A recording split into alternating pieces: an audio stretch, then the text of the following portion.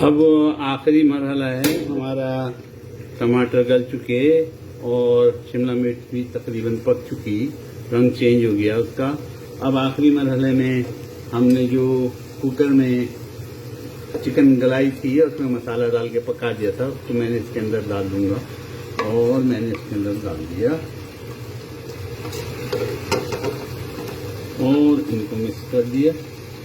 अल्हम्दुलिल्लाह हमारी चिकन शिमला मिर्च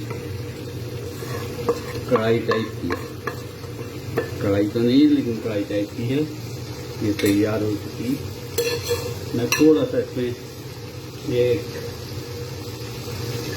पानी डाल के भी इसका बर्तन में क्योंकि मसाला लगा हुआ है, ये भूनूंगा और इसको भी इसके अंदर मैंने डाल दिया।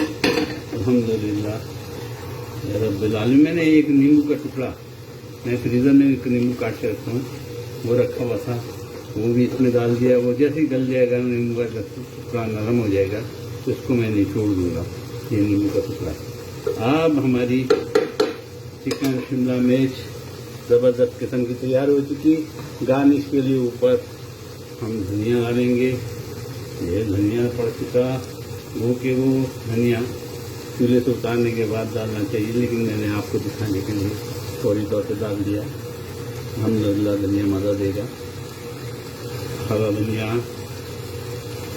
ये चीज़ें अभी तक हमारे यहाँ उसी से आ रही हैं, पोस्ट से आ रही हैं, ये डिमांड करते हैं तो ऑनलाइन आती हैं चीज़ें, इसलिए मैं ज़्यादा खाने आजकल पका नहीं रहा हूँ। पुराने खाने पड़े हैं उसको मैं रिपीट करता हूँ।